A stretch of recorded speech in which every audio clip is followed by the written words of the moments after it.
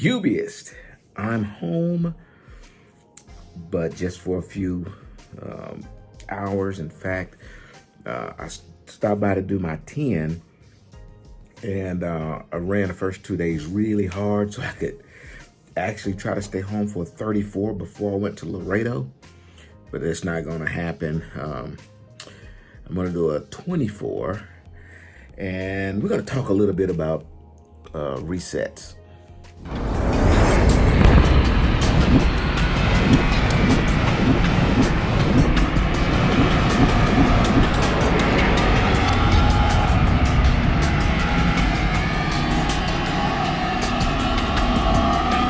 Tubiest of the tubiest.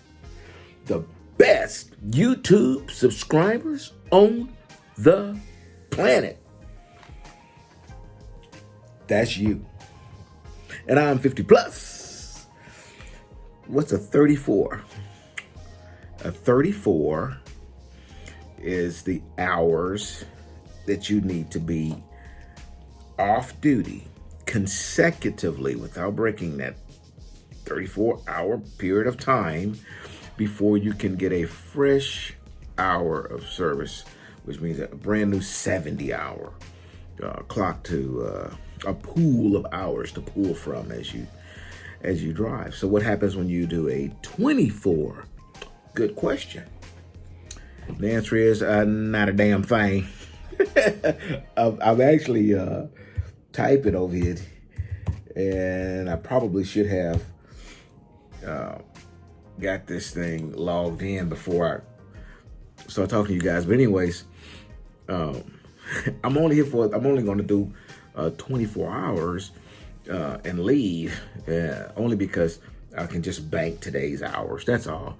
And I'm doing that purposefully because I wanted to be able to drive to Laredo and get there, park at the terminal in Laredo. My load doesn't drop off until in Laredo at 9:00 a.m. tomorrow. So I mean, I'm going to be way early, so I'll be able to get yet another 10, but I'll get it there in Laredo. Well, why do I want to do that? It's because I want to end up in Tulsa, if possible, on Monday. So I want a fresh clock and all the hours. Anyways, I am bugging you guys today because I wanted to talk a little bit about two things, which is a 8-2 split sleeper, and we'll talk about that first.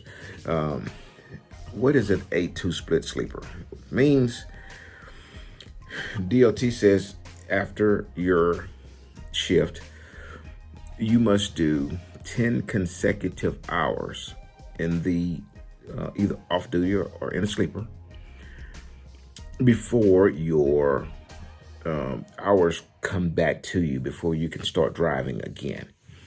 Okay, so let's say instead of running 11 hours, you only drove 8. So instead of taking a 30-minute break, you just shut down for 8 consecutive hours.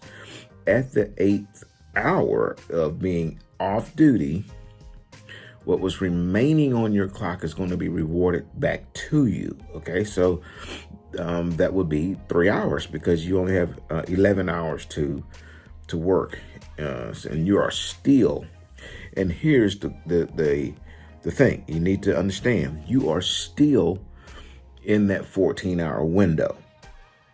Okay, so what's going to happen is you're going to go to the sleeper 8 hours, then you're going to wake up. After 8 hours, look at your clock and you're going to see you got some time back, and it's going to be those 3 hours. Those 3 hours were the hours remaining on that 11, which we discussed. And let's say you're only 100 miles away from where you want to go. You could actually go on duty and start driving because you have those 3 hours. You could drive and make it to your shipper or your customer, park and go off duty. And if you were to go off duty for 2 more hours, you will finish the 10 hours. Okay. The problem with that is after you finish that 10 hours, you won't always get back an entire 10 hours. Sometimes you get back what's remaining on your 14. And, it's very cumbersome to figure out when your split is going to be up, if you're going to get a full clock after you do that, finish it, sleep with the 2 hours, or just what's remaining on your 14. Because if that happens, then you got to stand a bump a consecutive 10 hours to get your whole thing back. And it's just a pain. I don't use a 2-split sleeper unless it's absolutely positively necessary. If it's not, why sleep 8 hours? You may as well stay in it for 2 more hours and get brand new clocks and keep going. What's the 2 hours? I do it when it's going to benefit the end of the load. Because after the load's over, what do I care? I just go ahead and do a 10. But the best thing about that is those extra hours that were on that clock, I get to use that hours before. Basically, what I'm saying is, if I woke up at 2 o'clock in the morning and 8 hours was done, and I had 3 hours more I could drive those 3 hours, park and go to the sleeper and at that time, if I drive those 3 hours and it woke up at 2 a.m., 3 hours is 5 a.m., go to sleeper. 10 hours later, I get back up out of the bunk again, and I got 11 more hours that I can drive. See? So I could actually, in one day, drive. And some people drive, I drove, 700, 800 miles a day. How you do that? Well, some of those hours were driven on the previous day's clock. You follow me? And you can do that with a split sleeper because you have hours coming back, and you rested 8 hours. And so you get to drive and then go back to sleep again and get 10 hours of sleep, and then get up and start driving. And so in a regular drive cycle, 11 hours with a truck governed at 65 miles an hour, 650 to 675, that's not a unreasonable number. You can do that. It's it can happen. I've done it several times. Okay. So let's say you did 650 in that second shift of 11 hours, right? Well, earlier that day when you did that 8-2 split, you drove 3 hours, 180 miles. So 180 plus 650, you putting up some record numbers right there, and people doubt that you've ever driven that many miles in a day, but you can, and that's how, because you use 2 clocks. My advice to you is to don't do that. And I had a subscriber says, well, it's good for young guys who, just getting started and they need to, take breaks and that sort of thing. It's absolutely not good for a rookie driver, because you can screw your clocks up. And if you're tired, if you need to take a break, pull over, take that break. You don't even have to be a rookie to do that. Oftentimes I do it. I'll drive 200 miles, pull over, take a 30-minute break. Crank up, drive 200 miles, pull over, take a 30-minute break. Get kicking, drive where I'm going 200 miles, done, 600 miles for the day. I may drive 150 miles, take a break, 30 minutes. Get back in the truck, drive another 150 miles. Get out, take a break, 30 minutes. Get back in the truck, drive 150 miles. Pause. Get out, take a 30-minute break. Get back in the truck, drive 150 miles. Done. 600 miles. Took 2 hours in breaks. Still have extra break time because DOT said they give you 3 extra hours because you got 14 hours to perform 11 hours worth of work. So there is a 3-hour window there. And as you can tell, I just told you how you can drive 600 miles in a day and take it easy. You know, would I do that today? I'm not. Today, when I take off, I'm driving 363 miles from where I'm parked to the Laredo terminal. Okay. Am I going to stop? No, I'm not going to stop. But for a different reason. It's because there's a wave of storms coming through here. And I stayed long enough for the major part of it to pass. But I'm hauling ass. I'm going to get on the other side before the second wave come through. And you know, so there you go. But I just want to let you guys know, don't try a 2-split sleeper unless it's absolutely necessary. If you stay those 2 hours, you won't make it to your appointment on time. Other than that, you don't necessarily need to do a 2-split sleeper. And don't let anybody talk you into it. They're going to take all good about it. You just need to know how to use it in case you need to, and you only need to if you don't want to be late for a customer, and you don't want to be late for a customer. Last thing, I made a video and I said that Melton has been keeping us running, and they have. Melton has been really good, really good. But I will also say this: I talked to a lot of guys who still drive for Swift. Yeah, I know, and I know a lot of people over there, and they ain't having a problem. They running, they moving, they have no issue. Talked to the guy at he was picking up coils. That's what I'm carrying. They picking up coils, and he was a Maverick dude.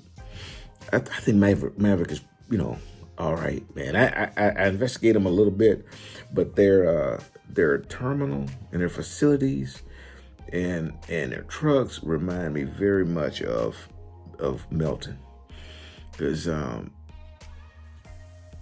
Melton is really particular about the equipment. In fact, when I go to the Laredo terminal, I'm really trying my best to get straight to the Tulsa terminal. Before I make it to the Tulsa terminal, I'm going to a truck wash because I'm not driving a dirty truck on that property. They are really particular about how nice their equipment is. And, you know, I don't, you know, I keep the inside pretty good. I like the inside because I cook in there. So I'm, you know, I want the inside of my truck really, really clean. Hey, I got an air purifier in there, you know, that's my truck clean. But the outside, you know, I mean, it rain, I drive a lot, you know, plus it take time out of your day and all that kind of stuff, man. So, you know, I look at the weather, and if 21 days pass and the weather gonna be good for a day, I'll go and wash it, you know. They want you to wash your truck, man. They want that truck clean, okay? And that was impressive to me. But I've never seen a nasty-ass Melton truck. I've never seen a nasty-ass Maverick truck. But every time I drive past their Maverick, every time I drive past their home office, that's a beautiful place, man. They had all those beautiful maroon trucks out front. Yeah, and they have a really nice facility. Yeah, you know, from outside, it's never been in, you know. But it's just eerily odd how close in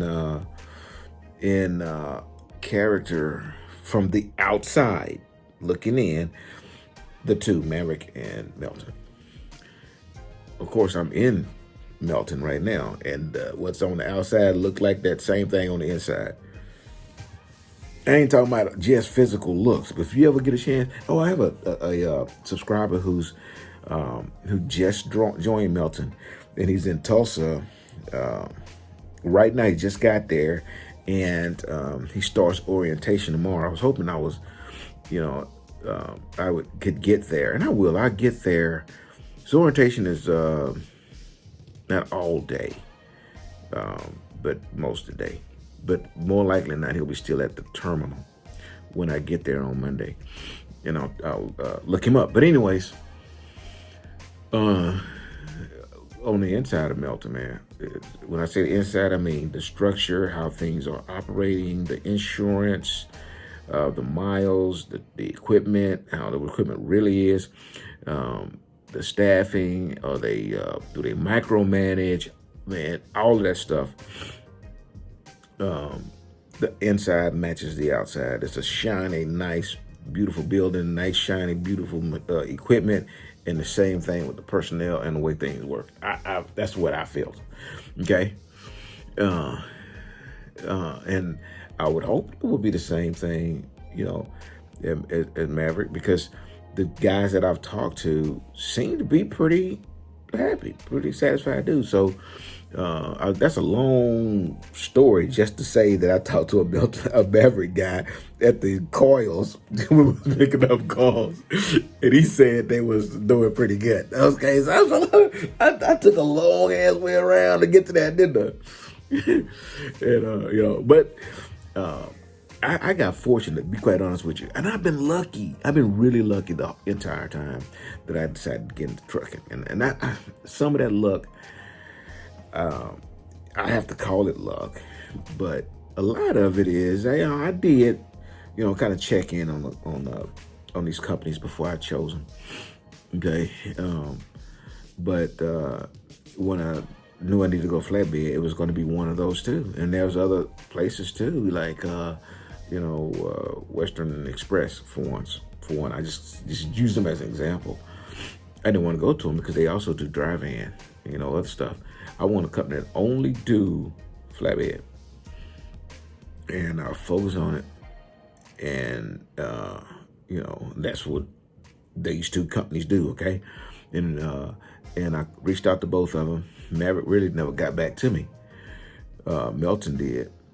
And, so I'm at Melton, but when I did call Maverick and say, hey, what's up?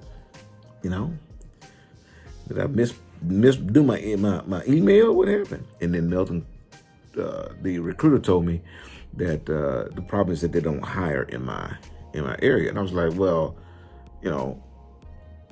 hey bro, we ain't hiring you because we don't hire in your area. Send me an email, something. Just don't leave me hanging. That kind of messed up the integrity for me. I have some of you guys, subscribers, who have reached out to Melton, and I'm glad this just popped up in my head. I'm glad it did, because I'm gonna tell you. Listen, I know right now it's a little iffy, it's a little slow. If you are an experienced driver, use the link down there at the bottom. Click on that link, and a Melton recruiter will reach out to you, and they're gonna get you in. They will get you in pretty quick. Okay, you want to get here. You want to get with Melton. Okay, if you are not an experienced driver, you just got your CDL, and you need to go out with a road trainer and all that good stuff.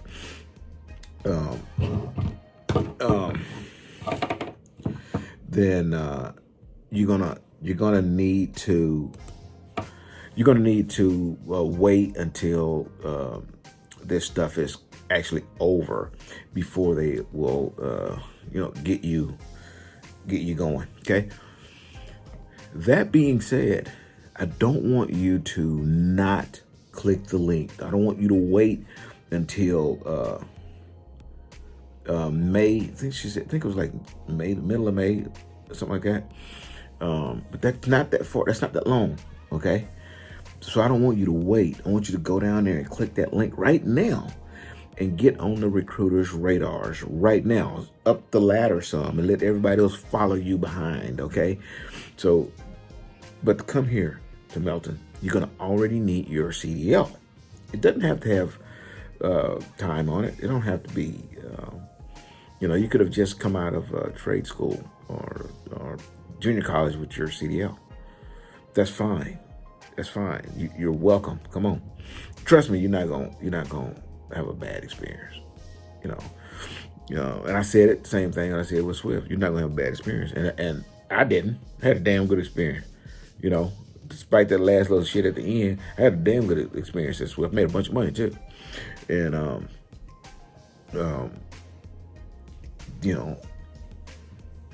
some people's experience was completely different than mine over there. And it may be that way too here, for you guys, you come to board. Okay. But you won't know till you try. And I promise you, you're not going to leave here with a stain. That's for sure. But don't wait. Don't procrastinate. Go ahead, click the link down there and call it and get, you just put in your phone, your name, your phone number, and an email or something like that. That's it. It's the little thing that the recruiter reach out to you. And I'm telling you right now, if you do not have experience, the recruiters are going to tell you that they're going to keep your information and they're going to keep your little app on file and everything, but they want you to follow up with them after whatever time, and then they'll tell you. So just don't procrastinate. Okay, it's worth it. This is worth it. Okay. You have a lot of fun, and flatbed is the way to go. I like the dry van refrigerated because, I like dry van refrigerated because you just back up, hook up to the trailer and start driving. But there was so much time you spend at the shipper and receivers.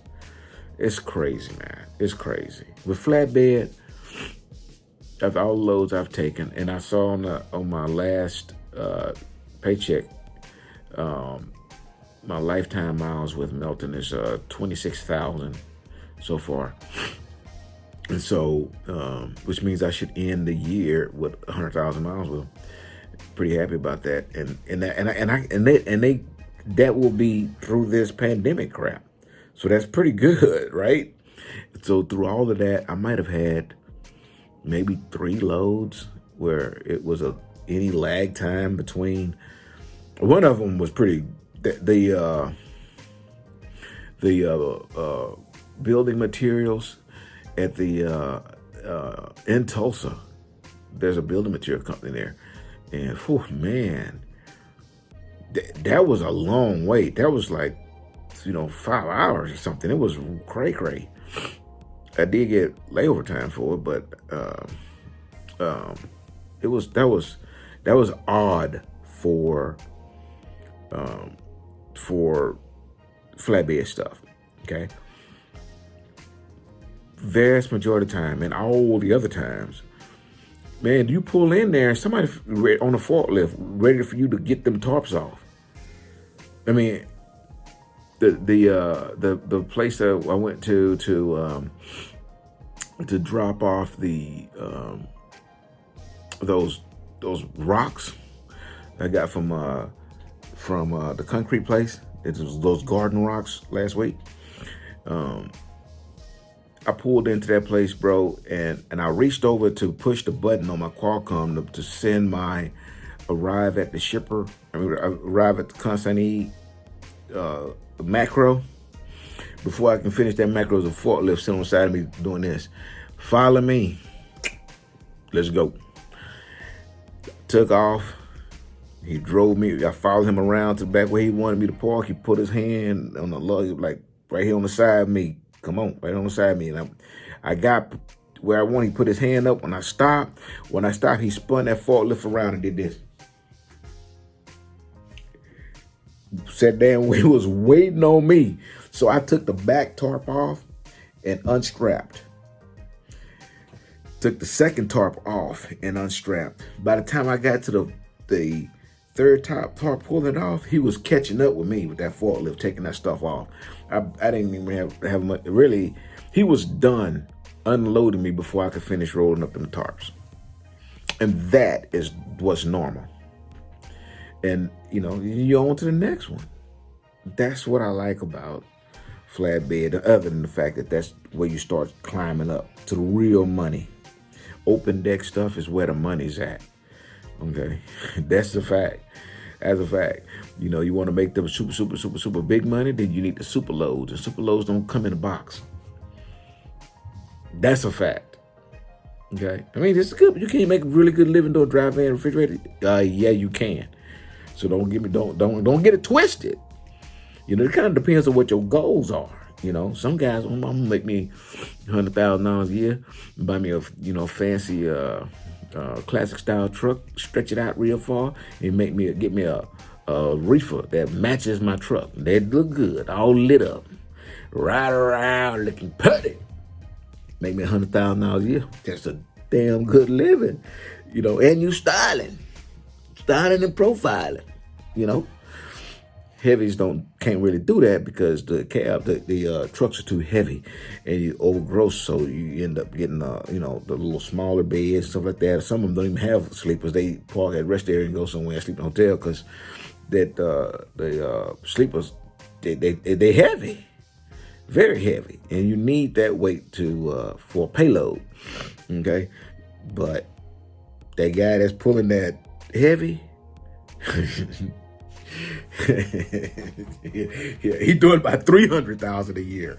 Okay, he don't want to look good as style, but he likes to retire early. You know, so that guy's making some dollars. Okay, so anyways, we're at 25 minutes. So I appreciate you guys, and I'm gonna let this video upload. Then I'm gonna go get on my truck, and I'm gonna start a new channel. You let me know what y'all think about this. Okay, I'm starting a new channel. And it's going to be strictly cooking videos on the truck. Let me know what you think if you guys would like that. If you did it, would you subscribe to it and watch the videos and stuff like that? Let me know. Anyways, till I see you again, deliver undistracted. If you want to come to Melton, use the link down below. Here's your boop. Yeah, boop.